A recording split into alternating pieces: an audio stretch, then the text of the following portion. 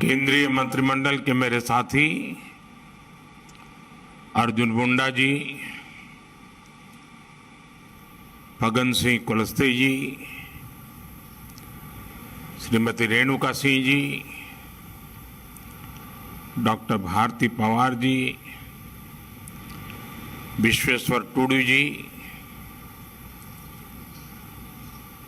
अन्य महानुभाव और देश के अलग अलग राज्यों से आए मेरे सभी आदिवासी भाई और बहनों, आप सभी को आदि महोत्सव की बहुत बहुत शुभकामनाएं। आजादी के अमृत महोत्सव में आदि महोत्सव देश की आदि विरासत की भव्य प्रस्तुति कर रहा है। अभी मुझे मौका मिला देश की आदिवासी परंपरा की इस गौरवशाली झांकी को देखने का। तरह तरह के रस, तरह तरह के रंग, इतनी खूबसूरत पोशाकें, इतनी गौरवमयी परंपराएं, भिन्न भिन्न कलाएं, भिन्न भिन्न कलाकृतियां, भांति भांति के स्वाद, तरह तरह का संगीत। ऐसा लग रहा है जैसे भारत की अनेकता, उसकी भव्यता कंधे से कंधा मिलाकर एक साथ खड़ी हो गई है। ये भारत के उस अनंत आकाश की तरह है जिसने उसकी विविधताएं इंद्रधनुष के रंगों की तरह उभर करके सामने आ जाती है। और इंद्रधनुष की एक और विशेषता भी है, ये अलग अलग रंग जब एक साथ मिलते हैं तो प्रकाश पुंज बनता है जो विश्व को दृष्टि भी देता है और दिशा भी देता है। ये अनंत विविधताएं जब एक भारत श्रेष्ठ भारत के सूत्र में पिरोती हैं, तब भारत का भव्य स्वरूप दुनिया के सामने आता है। तब भारत अपने सांस्कृतिक प्रकाश से विश्व का मार्गदर्शन करता है। ये आदि महोत्सव विविधता में एकता, हमारे उस सामर्थ्य को नई ऊंचाई दे रहा है। ये विकास और विरासत, विकास और विरासत के विचार को और अधिक जीवंत बना रहा है। मैं अपने आदिवासी भाई बहनों को और आदिवासी हितों के लिए काम करने वाली संस्थाओं को इस आयोजन के लिए बधाई देता हूं। साथियों, 21वीं सदी का भारत सबका साथ सबका विकास के मंत्र पर चल रहा है। जिससे पहले दूर सुदूर समझा जाता था, अब सरकार दिल्ली से चलकर उसके पास जाती है। जो पहले खुद को दूर सुदूर समझता था, अब सरकार उसे मुख्य धारा में ला रही है। बीते 8-9 वर्षों में आदिवासी समाज से जुड़े आदि महोत्सव जैसे कार्यक्रम देश के लिए एक अभियान बन गए हैं। कितने ही कार्यक्रमों का मैं खुद भी हिस्सा बनता हूं। ऐसा इसलिए क्योंकि आदिवासी समाज का हित मेरे लिए व्यक्तिगत रिश्तों और भावनाओं का विषय भी है। जब मैं राजनीतिक जीवन में नहीं था, एक सामाजिक कार्यकर्ता के रूप में, संगठन के कार्यकर्ता के रूप में काम करता था, तो मुझे अनेकों राज्यों में और उसमें भी हमारे जनजातीय समूह के बीच जाने का अवसर मिलता था। मैंने देश के कोने कोने में आदिवासी समाजों के साथ, आदिवासी परिवारों के साथ कितने ही सप्ताह बिताए हैं। मैंने आपकी परंपराओं को करीब से देखा भी है, उसे जिया भी है और इनसे बहुत कुछ सीखा भी है। गुजरात में भी उमरगाम से अंबाजी तक गुजरात की पूरी पूर्वी पट्टी, उस आदिवासी पट्टे में जीवन के अत्यंत महत्वपूर्ण वर्ष मेरे आदिवासी भाई बहनों की सेवा में लगाने का मुझे सौभाग्य मिला था।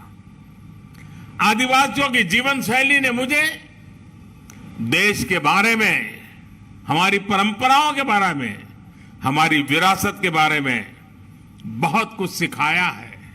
इसलिए जब मैं आपके बीच आता हूं तो एक अलग ही तरह का अपनत्व मुझे फील होता है।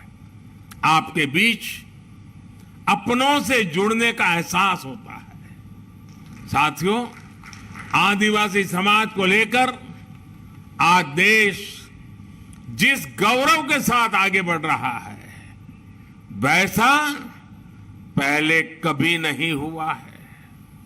मैं जब विदेशी राष्ट्राध्यक्षों से मिलता हूं और उन्हें उपहार देता हूं, तो मेरी कोशिश होती है कि उसमें कुछ न कुछ तो मेरे आदिवासी भाई बहनों द्वारा बनाए गए कुछ न कुछ उपहार होने चाहिए। आज भारत पूरी दुनिया के बड़े बड़े मंचों पर जाता है तो आदिवासी परंपरा को अपनी विरासत और गौरव के रूप में प्रस्तुत करता है। आज भारत विश्व को यह बताता है कि क्लाइमेट चेंज, ग्लोबल वार्मिंग, ऐसे जो ग्लोबल चैलेंजेस है ना, अगर उसका समाधान आपको चाहिए, आइए मेरे आदिवासी परंपराओं की जीवन शैली देख लीजिए, आपको रास्ता मिल जाएगा। आज जब सस्टेनेबल डेवलपमेंट की बात होती है तो हम गर्व से कह सकते हैं कि दुनिया को हमारे आदिवासी समाज से बहुत कुछ सीखने की जरूरत है।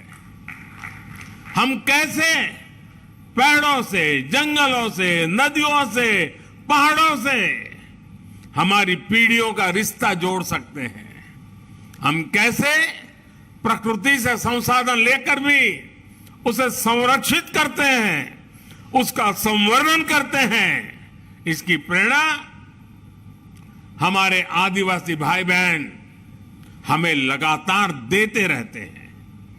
और यही बात आज भारत पूरे विश्व को बता रहा है। साथियों, आज भारत के पारंपरिक और खासकर जनजातीय समाज द्वारा बनाए जाने वाले प्रोडक्ट्स की डिमांड लगातार बढ़ रही है। आज पूर्वोत्तर के प्रोडक्ट्स विदेशों तक में एक्सपोर्ट हो रहे हैं। आज बैम्बू से बने उत्पादों की लोकप्रियता में तेजी से वृद्धि हो रही है। आपको याद होगा, पहले की सरकार के समय बैम्बू को काटने और उसके इस्तेमाल पर कानूनी प्रतिबंध लगे हुए थे। हम बैम्बू को घास की कैटेगरी में ले आए और उस पर सारे जो प्रतिबंध लगे थे उसको हमने हटा दिया। इससे बैम्बू प्रोडक्ट्स अब एक बड़ी इंडस्ट्री का हिस्सा बन रहे हैं। ट्राइबल प्रोडक्ट्स ज्यादा से ज्यादा बाजार तक आए, इनकी पहचान बढ़े, इनकी डिमांड बढ़े। सरकार इस दिशा में लगातार काम कर रही है। वन धन मिशन का उदाहरण हमारे सामने है। देश के अलग अलग राज्यों में 3000 से ज्यादा वनधन विकास केंद्र स्थापित किए गए हैं। 2014 से पहले ऐसे बहुत कम लघु वन उत्पाद होते थे जो एमएसपी के दायरे में आते थे। अब ये संख्या बढ़कर 7 गुना हो गई है। अब ऐसे करीब 90 लघु वन उत्पाद है जिन पर सरकार मिनिमम सपोर्ट प्राइस एमएसपी दे रही है। 50,000 से ज्यादा वनधन स्वयं सहायता समूह के जरिए लाखों जनजातीय लोगों को इसका लाभ हो रहा है।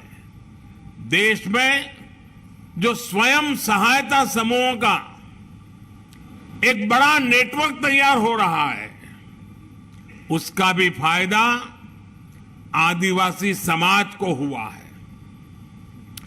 80 लाख से ज्यादा स्वयं सहायता समूह, सेल्फ हेल्प ग्रुप्स इस समय अलग अलग राज्यों में काम कर रहे हैं। इन समूहों में 1.25 करोड़ से ज्यादा ट्राइबल मेंबर्स हैं, उसमें भी हमारी माताएं बहनें हैं। इसका भी बड़ा लाभ आदिवासी महिलाओं को मिल रहा है। भाई और बहनों, आज सरकार का जोर जनजातीय आर्ट्स को प्रमोट करने, जनजातीय युवाओं के स्किल को बढ़ाने पर भी है।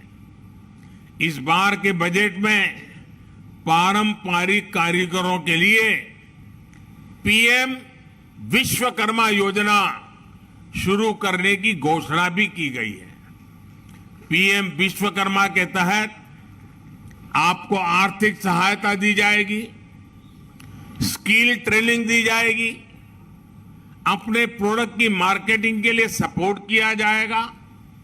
इसका बहुत बड़ा लाभ हमारी युवा पीढ़ी को होने वाला है। और साथियों, ये प्रयास केवल कुछ एक क्षेत्रों तक सीमित नहीं है। हमारे देश में सैकड़ों आदिवासी समुदाय हैं। उनकी कितनी ही परंपराएं और हुनर ऐसे हैं जिनमें असीम संभावनाएं छिपी है। इसलिए देश में नए जनजातीय शोध संस्थान भी खोले जा रहे हैं। इन प्रयासों से ट्राइबल युवाओं के लिए अपने ही क्षेत्रों में नए अवसर बन रहे हैं। साथियों, जब मैं 20 साल पहले गुजरात का मुख्यमंत्री बना था तो मैंने वहां एक बात नोट की थी। वहां आदिवासी बेल्ट में जो भी स्कूल थे, इतना बड़ा आदिवासी समुदाय था, लेकिन पिछली सरकारों को आदिवासी क्षेत्रों में साइंस स्ट्रीम की स्कूलें बनाने में प्राथमिकता नहीं थी। अब सोचिए, जब आदिवासी बच्चा साइंस ही नहीं पढ़ेगा तो डॉक्टर इंजीनियर कैसे बनता? इस चुनौती का समाधान हमने उस पूरे बेल्ट में आदिवासी क्षेत्र के स्कूलों में साइंस की पढ़ाई का इंतजाम करके किया। आदिवासी बच्चे देश के किसी भी कोने में हो, उनकी शिक्षा, उनका भविष्य, ये मेरी प्राथमिकता है। आज देश में एकलव्य मॉडल आदिवासी विद्यालयों की संख्या में 5 गुना की वृद्धि हुई है। 2004 से 2014 के बीच 10 वर्षों में केवल 90 एकलव्य आदिवासी स्कूल खुले थे, लेकिन 2014 से 2022 तक इन 8 वर्षों में 500 से ज्यादा एकलव्य स्कूल स्वीकृत हुए हैं। वर्तमान में इनमें 400 से ज्यादा स्कूलों में पढ़ाई शुरू भी हो चुकी है। 1 लाख से ज्यादा जनजातीय छात्र छात्राएं इन नए स्कूलों में पढ़ाई भी करने लगे हैं। इस साल के बजट में ऐसे स्कूलों में करीब करीब 40,000 से भी ज्यादा शिक्षकों और कर्मचारियों को भर्ती की भी घोषणा की गई है। अनुसूचित जनजाति के युवाओं को मिलने वाली स्कॉलरशिप में भी 2 गुने से ज्यादा की बढ़ोतरी की गई है। इसका लाभ 30 लाख विद्यार्थियों को मिल रहा है। साथियों, आदिवासी युवाओं को भाषा की बाधा के कारण बहुत दिक्कत का सामना करना पड़ता था, लेकिन नई राष्ट्रीय शिक्षा नीति में मातृभाषा में पढ़ाई के विकल्प को भी खोल दिए गए हैं। अब हमारे आदिवासी बच्चे, आदिवासी युवा अपनी भाषा में पढ़ सकेंगे, आगे बढ़ सकेंगे। साथियों, देश जब आखिरी पायदान पर खड़े व्यक्ति को अपनी प्राथमिकता देता है तो प्रगति के रास्ते अपने आप खुल जाते हैं। हमारी सरकार वंचितों को वरीयता, यही मंत्र को लेकर देश विकास के लिए नए आयाम छू रहा है।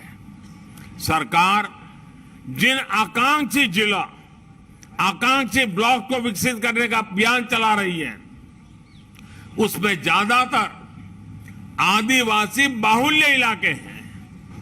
इस साल के बजट में अनुसूचित जनजातियों के लिए दिया जाने वाला बजट भी 2014 की तुलना में 5 गुना बढ़ा दिया गया है।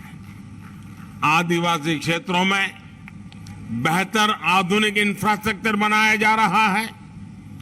आधुनिक कनेक्टिविटी बढ़ने से पर्यटन और आय के अवसर भी बढ़ रहे हैं।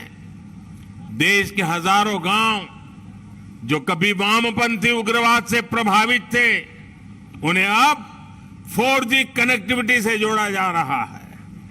यानी जो युवा अलग थलग होने के कारण अलगाववाद के जाल में फंस जाते थे, वो अब इंटरनेट और इंफ्रा के जरिए मुख्य धारा से कनेक्ट हो रहे हैं। ये सबका साथ, सबका विकास, सबका विश्वास और सबका प्रयास, इसकी वो मुख्य धारा है जो दूर सुदूर देश के हर नागरिक तक पहुंच रही है। ये आदि और आधुनिकता के संगम की वो आहट है जिस पर नए भारत की बुलंद इमारत खड़ी होगी। साथियों, बीते 8-9 वर्षों में आदिवासी समाज की यात्रा इस बदलाव की साक्षी रही है कि देश कैसे समानता और समरसता को प्राथमिकता दे रहा है। आजादी के बाद 75 वर्षों में पहली बार देश का नेतृत्व एक आदिवासी के हाथ में है। पहली बार एक आदिवासी महिला राष्ट्रपति जी के रूप में सर्वोच्च पद पर भारत का गौरव बढ़ा रही है। पहली बार आज देश में आदिवासी इतिहास को इतनी पहचान मिल रही है। हम सब जानते हैं कि देश की आजादी की लड़ाई में हमारे जनजातीय समाज के उनका कितना बड़ा योगदान रहा है, कितनी बड़ी भूमिका निभाई थी। लेकिन दशकों तक इतिहास के उन स्वर्णिम अध्यायों पर, वीर वीरांगनाओं के उन बलिदानों पर पर्दा डालने के प्रयास होते हैं। अब अमृत महोत्सव में देश ने अतीत के उन भूले बिसरे अध्यायों को देश के सामने लाने का बीड़ा उठाया है। पहली बार देश ने भगवान बिरसा मुंडा की जन्म जयंती पर जनजातीय गौरव दिवस मनाने की शुरुआत की है। पहली बार अलग अलग राज्यों में आदिवासी स्वतंत्रता सेनानी म्यूजियम खोले जा रहे हैं। पिछले साल ही मुझे झारखंड के रांची में भगवान बिरसा मुंडा को समर्पित म्यूजियम के लोकार्पण का अवसर मिला था। ये देश में पहली बार हो रहा है, लेकिन इसकी छाप आने वाली कई पीढ़ियों में दिखाई देगी। ये प्रेरणा देश को कई सदियों तक दिशा देगी। साथियों, हमें हमारे अतीत को सहेजना है, वर्तमान में करते हुए भावना को शिखर पर ले जाना है और भविष्य के सपनों को साकार करके ही रहना है। आदि महोत्सव जैसे आयोजन इस संकल्प को आगे बढ़ाने का एक मजबूत माध्यम है। हमें इसी एक अभियान के रूप में आगे बढ़ाना है, एक जन आंदोलन बनाना है। ऐसे आयोजन अलग अलग राज्यों में भी ज्यादा से ज्यादा होने चाहिए। साथियों, इस वर्ष पूरा विश्व भारत की पहल पर इंटरनेशनल मिलेट ईयर भी मना रहा है।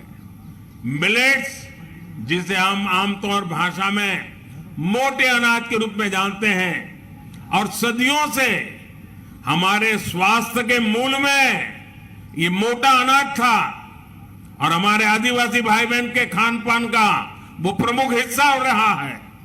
अब भारत ने ये मोटा अनाज, जो एक प्रकार से सुपर फूड है, इस सुपर फूड को श्री अन्न की पहचान दी है। जैसे श्री अन्न बाजरा, श्री अन्न ज्वार, श्री अन्न रागी, ऐसे कितने ही नाम हैं। यहां के महोत्सव के फूड स्टॉल पर भी हमें श्री अन्न का स्वाद और सुगंध देखने को मिल रही है। हमें आदिवासी क्षेत्रों के श्री अन्न का भी ज्यादा से ज्यादा प्रचार प्रसार करना है। इसमें लोगों को स्वास्थ्य का लाभ तो होगा ही, आदिवासी किसानों की आय भी बढ़ेगी। मुझे भरोसा है अपने इन प्रयासों से हम साथ मिलकर विकसित भारत के सपने को साकार करेंगे। और जब मैं आज मंत्रालय ने दिल्ली में इतना बड़ा आयोजन किया है, देश भर के हमारे आदिवासी भाई बहन अनेक विविधतापूर्ण चीजें बना करके यहां लाए हैं। खास करके खेत में उत्पादन उत्तम चीजें यहां लेकर के आए हैं। मैं दिल्ली वासियों को, हरियाणा के नजदीक के गुरुग्राम वगैरह इलाके के लोगों को, उत्तर प्रदेश के नोएडा गाजियाबाद के लोगों को आज यहां से सार्वजनिक रूप से आग्रह करता हूं, जरा दिल्ली वासियों को विशेष आग्रह करता हूं कि आप बड़ी तादाद में आइए। आने वाले कुछ दिन ये मेला खुला रहने वाला है। आप देखिए, दूर सुदूर जंगलों में इस देश की कैसी कैसी ताकतें देश का भविष्य बना रही है। जो लोग हेल्थ कॉन्शियस है, जो डाइनिंग टेबल की हर चीज में बहुत ही सतर्क है, विशेष करके ऐसी माताओं बहनों से मेरा आग्रह है कि आप आइए। हमारे जंगलों की जो पैदावारें हैं वो शारीरिक पोषण के लिए कितनी समृद्ध है, आप देखिए, आपको लगेगा और भविष्य में आप लगातार वहीं से मंगवाएंगे। अब जैसे यहां हमारे नॉर्थ ईस्ट की हल्दी है, खास करके हमारे मेघालय से, उसके अंदर जो न्यूट्रिशनल वैल्यूज है, वैसी हल्दी शायद दुनिया में कहीं नहीं है। अब जब देखते हैं, पता चलता है, तो लगता है हाँ, अब हमारे किचन में यही हल्दी हम उपयोग करेंगे। और इसलिए मेरा विशेष आग्रह है, दिल्ली, हरियाणा और उत्तर प्रदेश के जो इलाके यहाँ पास में हैं, वो यहाँ आए। और मैं तो चाहूंगा दिल्ली दम दिखाएं कि मेरे आदिवासी भाई बहन जो चीजें लाके आए हैं, एक भी चीज उनको वापस ले जाने का मौका नहीं मिलना चाहिए। सारे के सारे यहां बिक्री हो जानी चाहिए। उनको एक नया उत्साह मिलेगा, हमें एक संतोष मिलेगा। आइए हम मिलकर के इस आदि महोत्सव को चिरस्मरणीय बना दें, यादगार बना दें, बहुत सफल बना करके रखें। आप सबको मेरी तरफ से बहुत बहुत शुभकामनाएं, बहुत बहुत धन्यवाद।